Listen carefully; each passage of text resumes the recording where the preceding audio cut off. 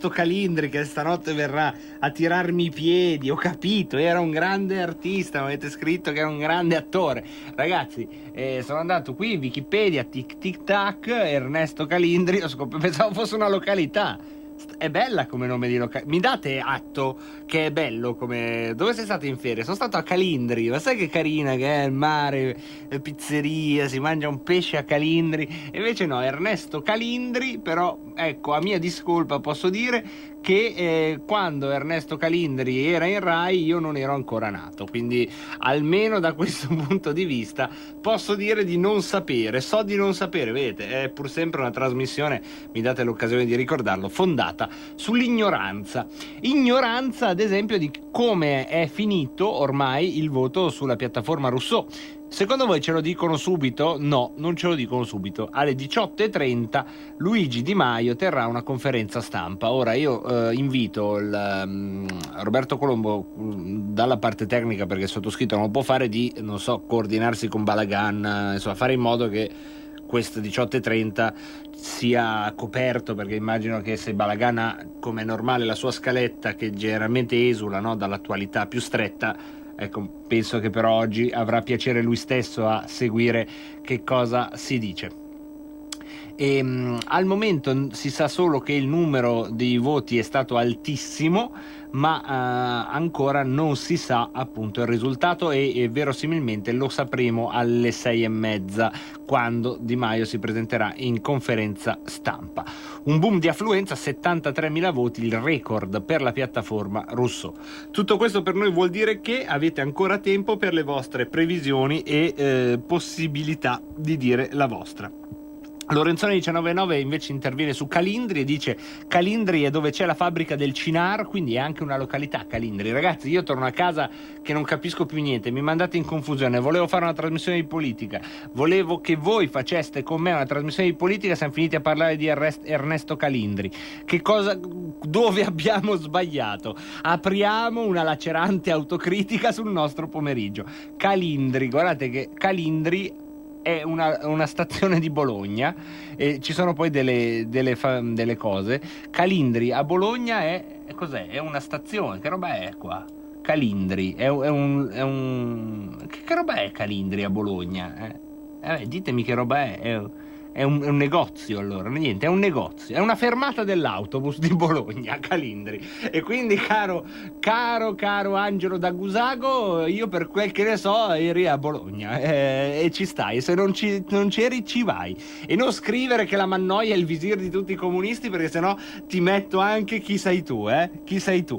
Comunque c'è chi tira in ballo addirittura la CIA per le interferenze, e chi invece sul tema Calindri si infervora era quello dello spot del Cinar girato in mezzo al traffico. Allora io credo che a questo punto posso avvalermi dei miei potenti mezzi per onorare Ernesto Calindri, che così stanotte non verrà a tirarmi i piedi, e la Cinar, se dovesse riuscire, Ernesto Calindri, mamma mia ragazzi, eccolo qua. Tac, l'abbiamo trovato. Ecco, adesso noi mandiamo questo spot del Cinar con Ernesto Calindri, e poi stanotte Ernesto Calindri non mi verrà a tirare i piedi e noi parliamo di qualcos'altro.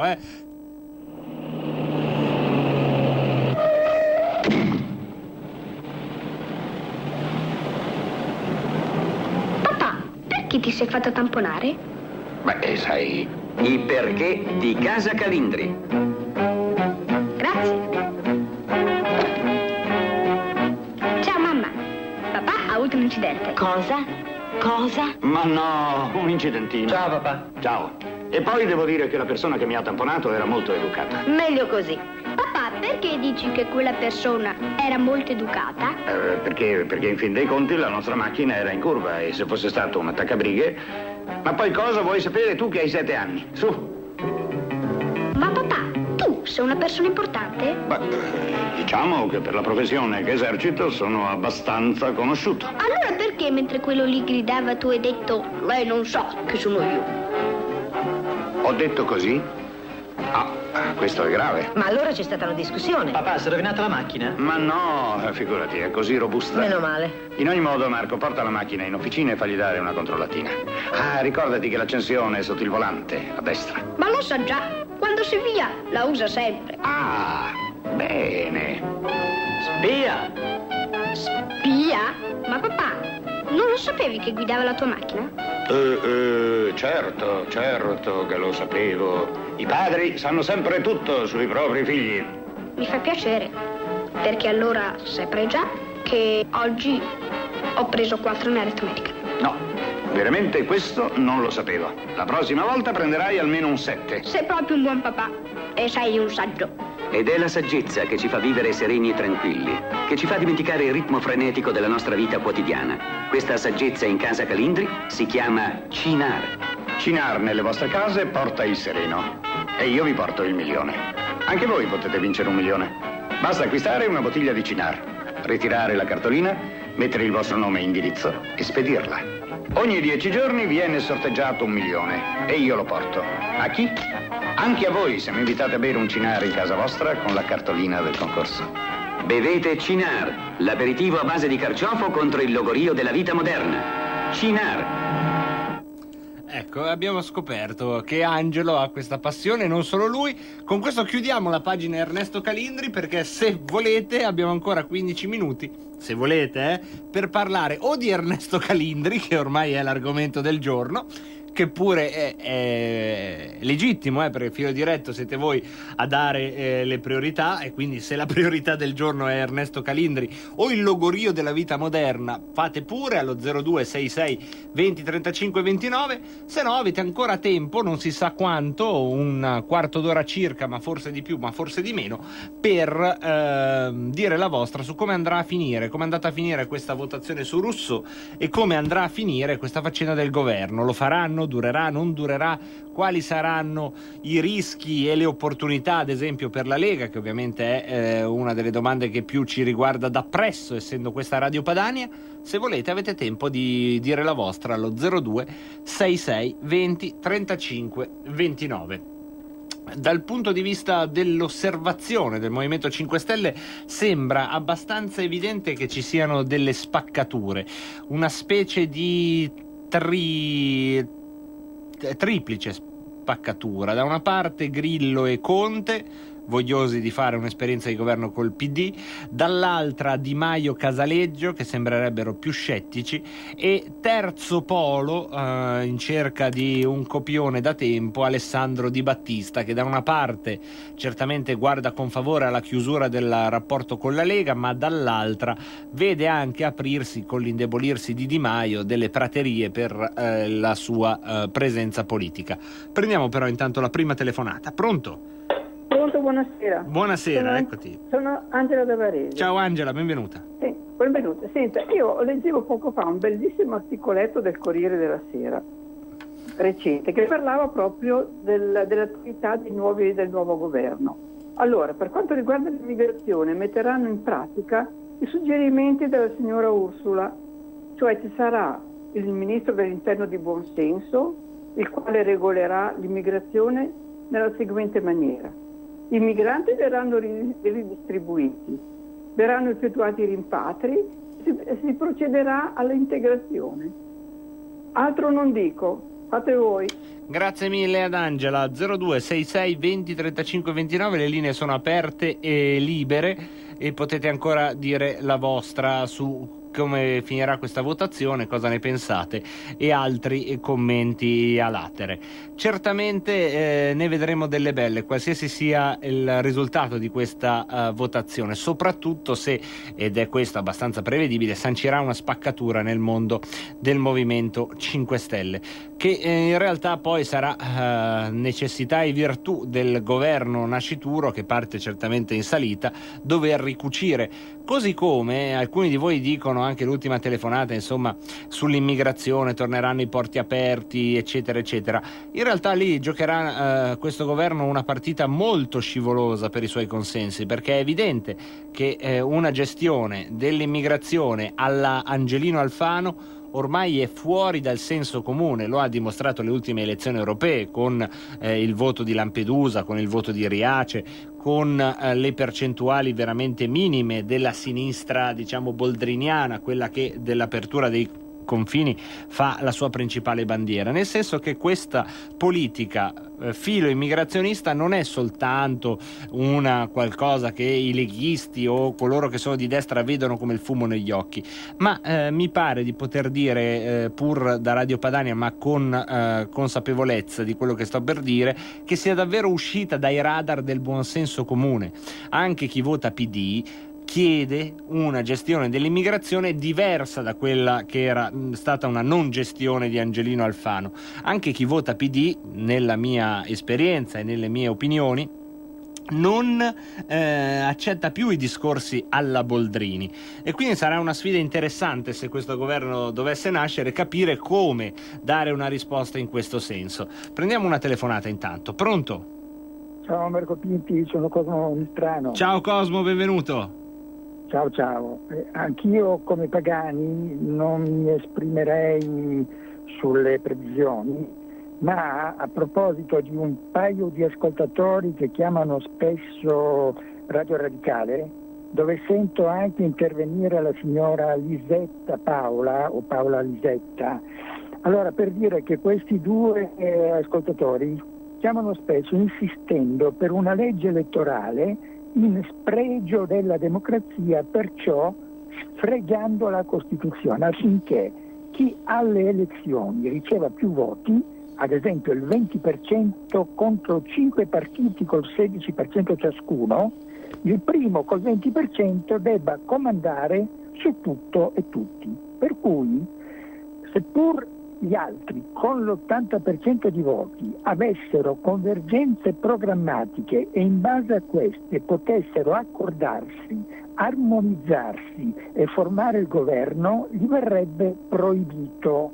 Io all'opposto sostengo che se un partito ricevesse il 49% dei voti, per governare deve accordarsi e unirsi con almeno il 2% degli altri, quindi senza rubare seggi, usurpando la sovranità del popolo, come piace a quei due ascoltatori, come piace ai fascisti, come anche alla presidenzialista Giorgia Meloni.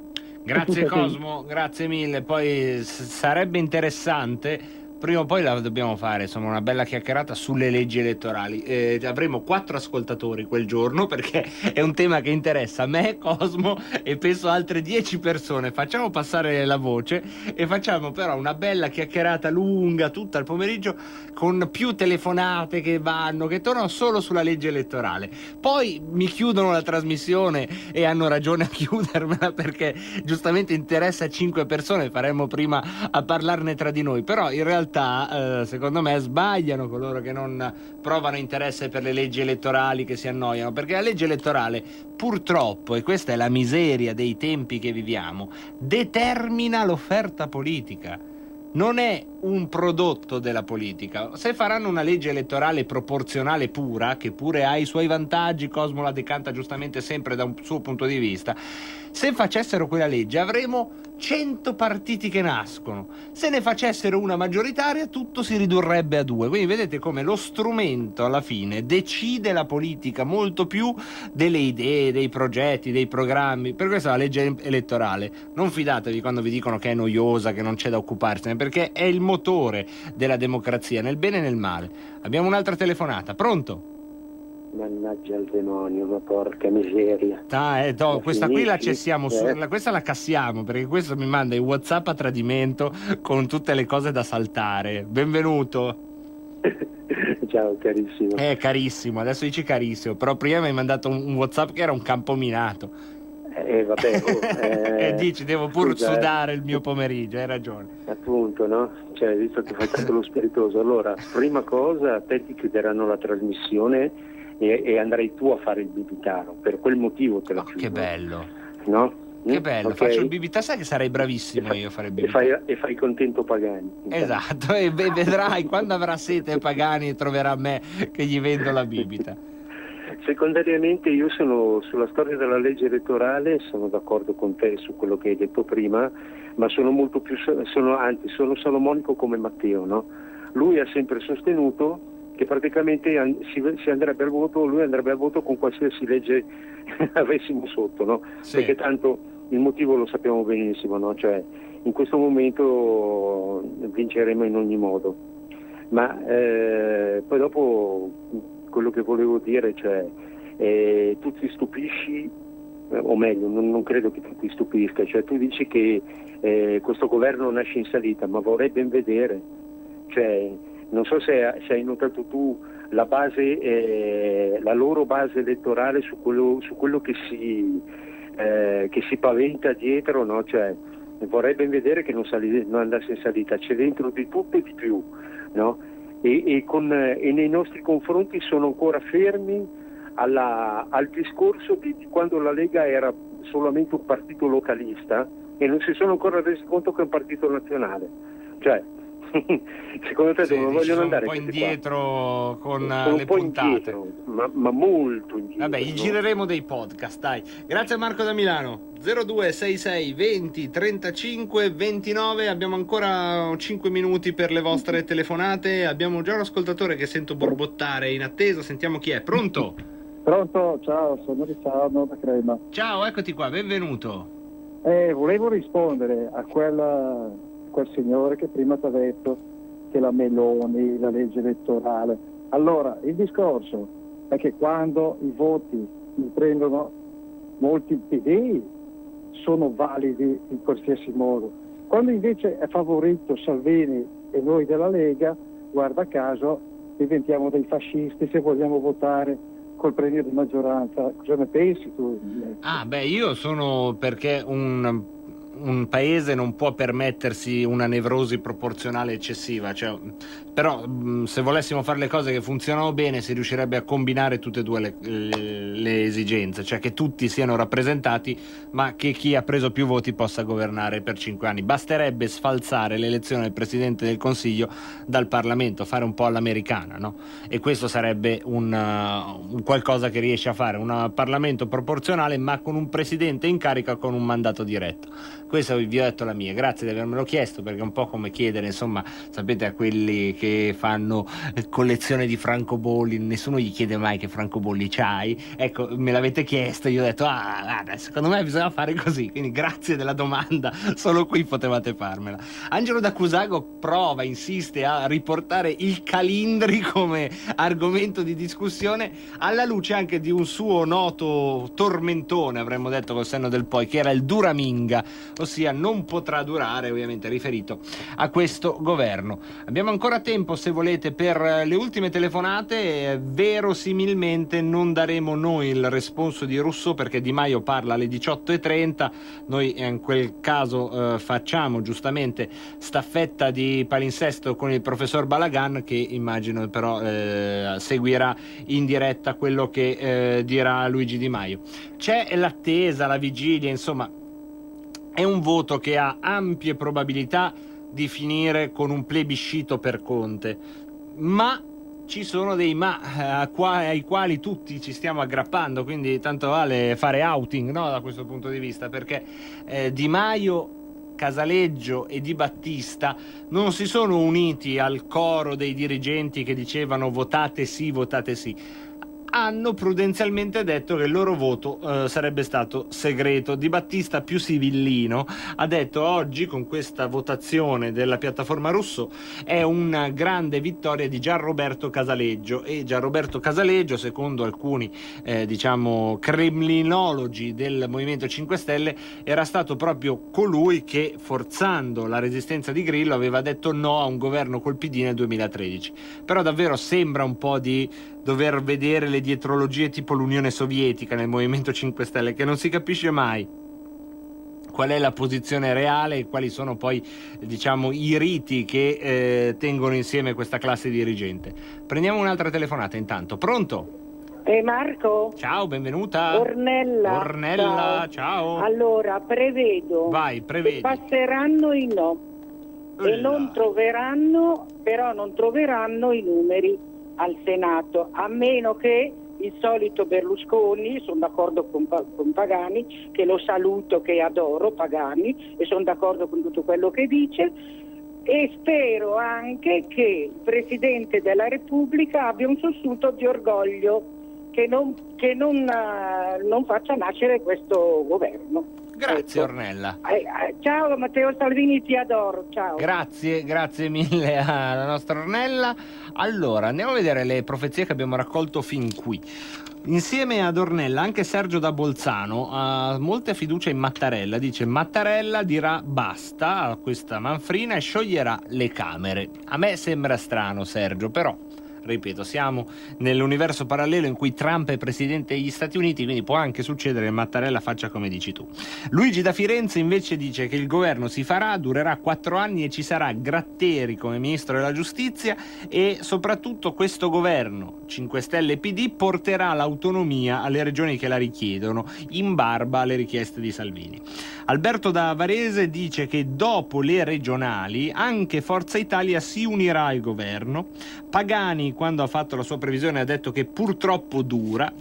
Poi abbiamo Chiara da Torino che anche secondo lei i giochi sono fatti e questo governo ormai è sulla rampa di lancio, mentre sia Luca da Bagnolo Cremasco sia Ornella dicono forse passano il plebiscito di Rousseau ma non avranno la fiducia al Senato, mentre Marco da Milano dice che reggeranno fino al 2020, secondo Ermanno addirittura fino al 2023 se non ho sbagliato a prendere nota.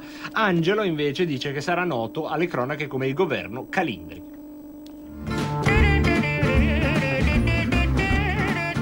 E contro il logorio della vita moderna noi ci diamo commiato. Tra poco sapremo che cosa ha detto la piattaforma Rousseau.